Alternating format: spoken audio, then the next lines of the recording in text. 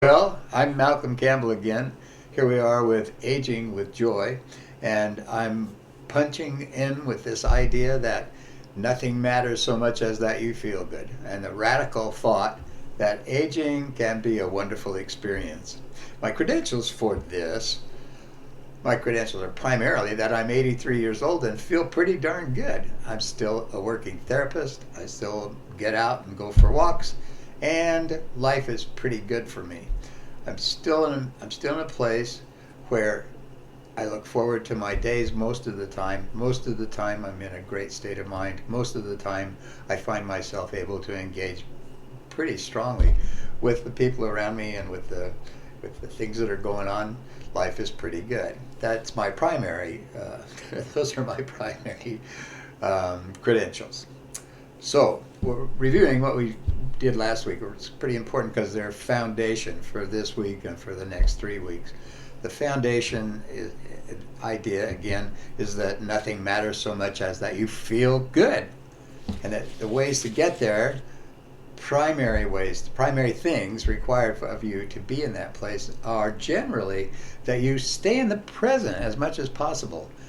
Because of course, when you're in the past, when you're back there concerned about trying to win the fights in your head that you lost so many years ago, or trying to take care of those mistakes you made when you were in a different situation 10 or 15 years ago, or a day before yesterday, or that whole thing of being sucked up into your past, or being out there in the future with things that you think you're going to have to do, for this stuff you have to get together, all that fear of what's going to happen, fear of death, fear of being short-sighted or not having taken care of stuff that you should, all that sort of stuff that we can get into as we get older. None of that is useful either, because the situation that you are in today is that you are in today. That's where you are, and that's the only place where you have any power to do anything. Your point of power is the present, and any other place is not.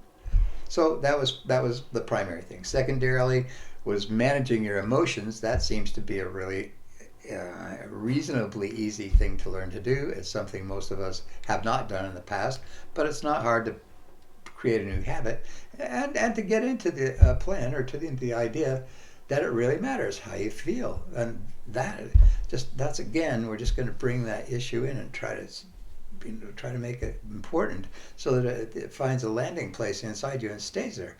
It really matters how you feel. And then the third part of the last video had to do with self-sovereignty and self-authority, and how important it is that you maintain your own rule of your own body, your own experience of your own day, and your own present time. Not allow yourself to, without even thinking about it, not allow yourself to carelessly let your self-sovereignty go and let other people dictate what's appropriate for you. So today today is more fun. Today is about the focus of attention. And when I do that, focus of attention is important because it directs your energy. When you're focused on something, you're creating an interaction with whatever that is, and in fact, it's your interaction with everything. Focus of attention manages your interaction with your relationships and the quality of your relationships. It is how you maintain positive values in those important relationships. It's paying attention to it. It's focusing your attention, focusing your energy, making that exchange between you and whatever it is you're looking at, paying attention to something that you can consciously manage. And so that's a really important thing to do. Focus of attention happens, it's the beginning of you creating the things that you want to create. There's also a bit of magic in it and what happens for you in terms of energy. We'll get into that again a little further down the line, but that's an important issue too. So then self-talk, I want to bring that up because right now is where that belongs. If anybody talked to you the way you talk to you, you know that you've probably heard this before. If anybody talked to you the way you talk to you probably never talk to them again. And that's because, of course, most of the talk that most of us do to ourselves most of that stuff is criticism. We are, unfortunately, probably all of us who would be willing to look at a video like this at any rate, probably all of us are guilty of self-talk being basically negative and basically critical.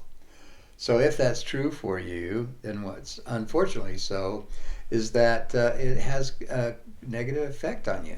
And that is, it helps to make you feel bad, makes feeling good a little more difficult. And for me, making you feel bad is probably the worst thing about it, because of course my contention is that everything is less important than you feeling good. So at any rate, it's critical self-talk helps to make you feel bad. It helps to run negative energy, and in that, in running that negative energy, what happens is it makes you less attractive to other people. It makes you less interesting, less interesting for other people to interact with, and that's really important. And the reason it is, there's been a lot of studies. Aging is a really popular issue these days, and it's because most of it, the cadre of us that are being labeled like that, or who fall into that category. At any rate, our numbers are bigger than they've ever been before. So that draws a lot of attention to it. People are living longer than they used to, and that brings attention to it. There are several other reasons for people beginning to pay a lot more attention to aging than it was true in the past. But out of that, what happens is we get better information than we've had in the past, and included within that information is that the single most important thing for us as we age is relationships. It really doesn't matter. The idea of a legacy of having done important things, the idea that it matters how much money you've made, or how you were involved in the development of a town council, or how you had a corporate position that managed to take things to a very high level, what kind of a boat you owned, where you went for your vacations, how many, it doesn't matter. All that stuff doesn't matter. The material well-being, material wealth is not what happens to make people feel good in their aging as they age. What's important, and what you can easily make a lot of control over, is the relationships you have with other people. And of course, if you have a primary relationship, if you've got a partner, or if you're married, or have a spouse, or somebody that you've been close to for many years, then that's the most important thing in your life. Again, if you're going to be talking a lot of self-criticism and a lot of self-talk that makes you feel bad, what you're doing is presenting yourself to somebody else in a way that's a lot less interesting than you would be if you were able to begin to knock that off. Now, today's video is about positive aspects. It's about a tool to help you in that process of changing the habit of negative self-talk and criticism. So it works like, well, it came to me, first of all, it came to me almost 30 years ago. And it's something that I was taught, and I've been using, basically have had as a tool in my box at any rate for all that time. And I pull it out to take care of myself every now and then when I find myself being critical of what happened, or getting into a couple of bad days that just don't go very well. If I have a crappy few days in a row, then I know that I need to do something about what's going on inside of me. And the easiest and fastest and most effective way I know after doing that is with a book of positive aspects. And here's what I would ask you to do. Find a new notebook like this, coil bound notebook. It can be bound across the top or down the side. It doesn't matter. Anyway, find one of those and use it for only this purpose. Don't use it for anything else. My suggestion is that you write across the front of it with a big felt pen, my book of positive aspects, so that you remind yourself that's what it's for. It's not for anything else. Then within that book, this suggestion for developing this tool only happens after you've used it a bit. So my suggestion is take it for the next week or so and spend 10 minutes every day dedicated to the effort of creating your book of positive aspects. And you do that by just sitting down and writing down in this in your new notebook any positive thing you can think of about yourself. Anything that you like, anything that feels good when you think about it, anything that you think you've done that's useful or important or even just makes things a little better for somebody or something, particularly you. And that can be, things that you've done. I did a great job. For example, I did a great job finishing that bookcase I've been building for a year.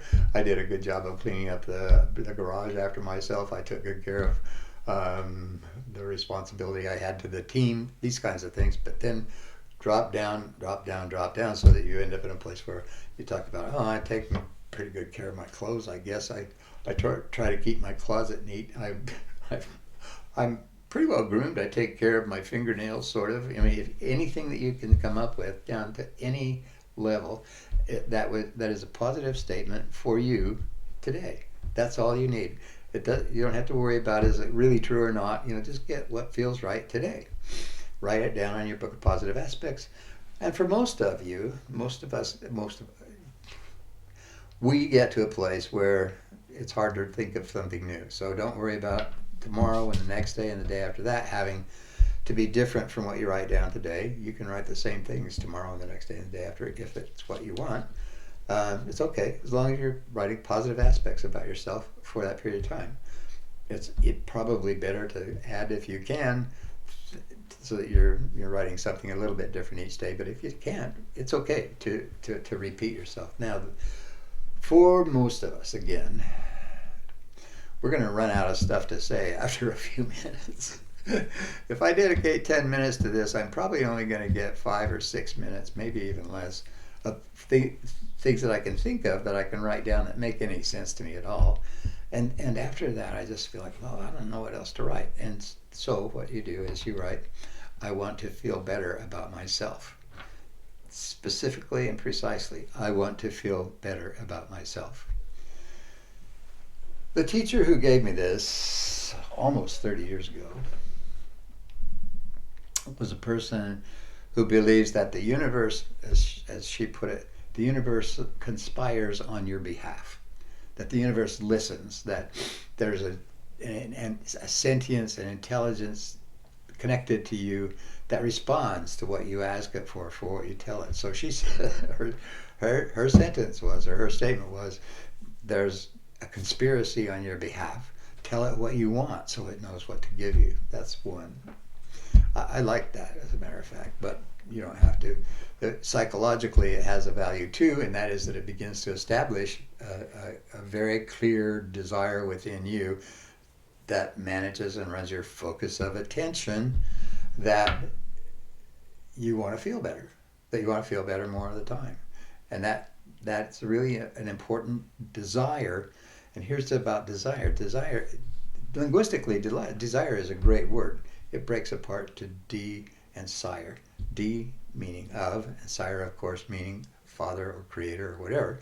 So that when you have this desire developing, that you're creating out of saying, I want to feel better more of the time, I want to feel better, then that desire begins to focus your attention and your energy on things that will begin to present opportunities for that. Anyway, there's a whole bunch of psychological value to it too. Then the third thing is it's a habit thing. And that is that when you have developed this habit, when you've done it for like a week, or even if you care to do it for 2 weeks, if you do it for a week or two, then it's a tool that you already remember really, really clearly.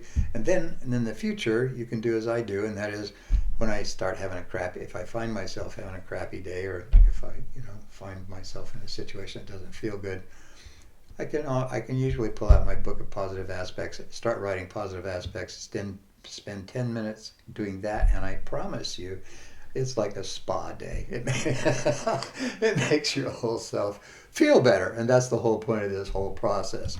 Okay, that's it for today, I think. Again, my name's Malcolm Campbell. If you want to contact me, it's easy. It's mc@malcolmshouse.com. Malcolm, you may know, is spelled with 2 L's. It's Malcolm for reasons that we don't understand, but that's the way it is. And thank you very much for being with us today. I look forward to seeing you next time. Bye.